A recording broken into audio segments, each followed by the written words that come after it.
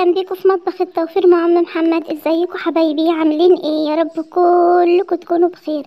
النهارده هنعمل مع بعض الكشري بقى المصري بطريقه سهله وبسيطه. هتعمليه الغدا، فكره سهله وبسيطه. هتعملي احلى طبق كشري لاولادك بطريقه سهله وبسيطه، وكمان يعني يعتبر اقتصادي. هتمشي بيتك بافكار بسيطه. يلا نشوف هنحضر الغدا مع بعض، نعمل احلى طبق كشري لاولادك احلى من اللي بتشتريه من بره بطريقه سهله واقتصاديه. اول حاجه جبت 4 بصلات كبار وقطعتهم جوانح بقى بالشكل ده. هبدا بقى اول حاجه ان انا احمرهم في حوالي كوبايه من الزيت بالشكل ده، والزيت ده انا هستخدمه في كل الوصفه. هبدا بقى انزل البصل شويه بشويه. انا مش هضيف حاجه على البصل، ولا نشا ولا دي ولا اي حاجه. البصل الابيض يعني بتحمر كويس ويعني بيكون مقرمش وجميل. ده البصل الاحمر. لو البصل الابيض، لو عندك البصل الاحمر ممكن تضيف عليه نص معلقه من النشا وتقلبيه مع بعض، هيطلع برضو معاكي جميل. هبدا بقى احمر في كل كميه البصل اللي معايا بالشكل ده لحد ما اخلص كل الكميه. طبعا الكشري المصري كل الناس بتحبه، كل اطفالنا بيحبوه. هتعمليه النهارده لاحلى غدا بطريقه بسيطه جدا وافكار بسيطه، يعني هتمشي يومك النهارده بحله كشري كده تشبع البيت كله، كمان بطريقه اقتصاديه. انا بقى هحمر كل كميه البصل زي ما قلت بالشكل ده، وبعد كده بقى نشوف هنعمل ايه مع بعض. خلصت بقى تحمير البصل. عندي بقى حله على البوتاجاز سيبها تسخن كويس، وعندي بقى الزيت اللي حمرنا في البصل اخد منه حوالي 3 معالق كبار بالشكل ده، وهنزل عليه بقى بشويه من الشعريه حوالي نص كوبايه من الشعريه، وابدا احمرها بالشكل ده. هبدا بقى احمر بقى بالشعريه. طبعا زي ما قلت الزيت اللي احنا استخدمناه في البصل هو هنعمل بيه الاكله كلها. وحطيت عندي هنا ميه تسخن عشان نسلق فيها المكرونه، يعني هتخلصي كله بقى يعني ايه في نص ساعه. وعندي هنا ده ربع كيلو من العدس انا غسلته كويس، كنت نقعاه في ميه سخنه حوالي نص ساعه، وبعد كده غسلته برده تاني. يعني حطيت عليه شويه ميه سخنين يعني من الكتل، ونقعته حوالي نص ساعه، وبعد كده غسلته كويس. وقلبته بقى في الشعريه بعد ما الشعريه اتحمرت بالشكل ده، وهنزل عليه بحوالي كوبايتين من الرز بالشكل ده. ده الرز المصري بتاعنا المغسول عادي، انا غسلته يعني الرز المصري بتاعنا. وهشوح بقى كل ده مع بعضه واظبط له بقى البهارات بتاعته بالشكل ده. هقلب بقى كل ده مع بعضه كويس بالشكل ده. هفضل اقلب بقى الرز مع العدس مع الشعريه، بعد كده اظبط لهم بقى البهارات بالشكل ده، اديله تشويحه يعني محترمه كده. وبعد كده بقى البهارات زي ما قلت الملح بقى، ظبط بقى الملح والفلفل الاسمر والكمون. ظبطي بقى البهارات عشان الرز بتاعك يطلع طعمه جميل بالشكل ده. واقلب بقى مع بعضه برضو كله كويس، اقلب ده كله مع بعضه بالشكل ده. اديله بقى تشويحه الرز برضو مع البهارات والملح، وبعد كده بقى انزل عليه بالميه بالشكل ده. هتعملي النهارده احلى بقى حله كشري تكفي البيت كله وتغدي البيت ويعجبوه ويقولوا مش عايزين نشتري من بره تاني. نزلت عليه بقى بالميه زي ما احنا متفقين، مقدار الميه مقدار عقله صباع بالشكل ده. هغطي بقى عليه واسيبه لغايه بقى ما يبدا يتشرب معايا، وهدي بقى عليه النار بالشكل ده. بدا يتشرب معايا، هديله بقى تقليبه وهدي عليه النار واسيبه لغايه بقى ما يستوي.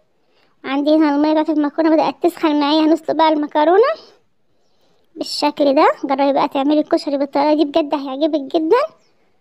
يا ريت بقى لو عجبك الفيديو تنورني بالاشتراك في القناه وتسيبي بقى كومنت يشجعني. عندي هنا ميه بقى المكرونه بتتسلق يعني تسخن، هحط بقى يعني فيها معلقه من الملح. هظبط الملح مش هحط اكتر من كده على ميه المكرونه بالشكل ده. وانزلي بقى باي نوع مكرونه عندك. انا عندي هي الخواتم الكبيره دي والخواتم الصغيره، وعندي شويه من السباكيتي بالشكل ده. انزلي بالكميه يعني حسب عدد افراد الاسره، تزودي تقللي يعني الكميه اللي متاحه عندك بالشكل ده. واسيبها بقى لغايه ما تتسلق معايا بالشكل ده. هنزل بقى بالسباكيتي، هما كانوا شويه صغيرين يعني، واسيبها بقى لغايه ما تتسلق بالشكل ده. طبعا الطريقه سهله وبسيطه، اي حد هيقدر يعملها، حتى لو اول مره تدخلي المطبخ هتعملي بقى حله كشري كده الكل يحلف بطعمها بالشكل ده بقى. واسيبها بقى لغايه ما تتسلق معايا. دلوقتي بقى هنحضر مع بعض دقه الكشري. عندي بقى معلقه من الزيت، حطيت فيها معلقه من الثوم المفروم.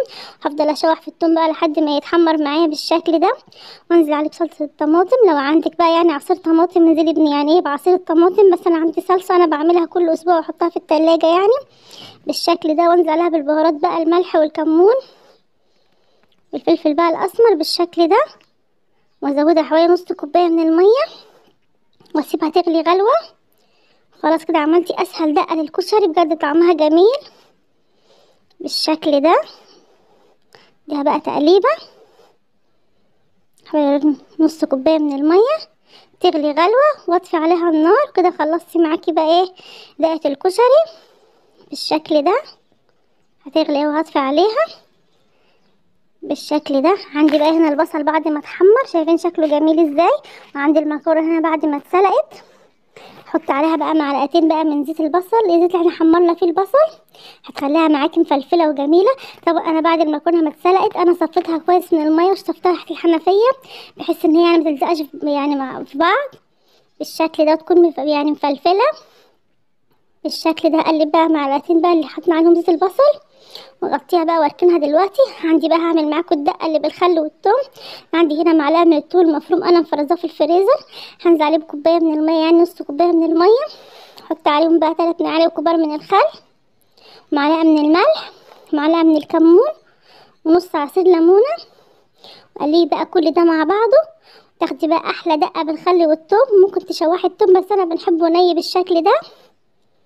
وقلب بقى كل ده مع بعضه كويس، وعصير ليمونه. حطي عليهم بقى معلقه برضو من زيت اللي حمرنا فيه البصل، هتاكلي احلى دقه بالخل والثوم، بجد طعمها جميل بالشكل ده. الزيت بقى اللي احنا حمرنا فيه البصل كله خلص معايا بقى بالشكل زي ما قلت، يعني هو اللي انا هستخدمه في كل الوصفه، كوبايه الزيت اللي احنا طبعا يعني حمرنا فيها البصل بالشكل ده. عندي بقى الصلصه اللي احنا عملناها انا قسمتها لجزئين، يعني جزء احط عليه معلقتين كبار بقى من الشطه واقلبهم بقى كويس، يعني هتبقى عندي الشطه يعني الحاره، وعندي الشطه بقى صلصه بارده عشان لو في اطفال بقى بالشكل ده. اظن اسهل طريقه دي للكشري، بجد هتعجبك جدا، جربيه بجد هيعجبك. عندي بقى هنا بقى هنبدا نغرف. انا جبت بايركس كبيره بقى، هبدا اغرف فيها الرز. شايفين مفلفل وجميل ازاي، جربيه بجد هيعجبك. هي كل اللي في البيت، اسهل طريقه تعملي بها طبق الكشري. هبدا بقى احط المكرونه. شايفين المكرونه بعد يعني ما سبتها شويه زي ما هي بالشكل ده، علشان بعد ما استوت انا شطفتها الحنفيه، صفيتها من الميه كويس وبعد كده غسلتها يعني تحت الحنفيه في المصفى. وبعد كده زودت عليها معلقه يعني من زيت البصل. جربي بقى الطريقه دي بجد هتعجبك. حطيت بقى البصل المتحمر بالشكل ده، واحط كمان بقى معلقه يعني شويه من الحمص انا سلقاه بالشكل ده. ده الحمص عندي انا كان مسلوق يعني.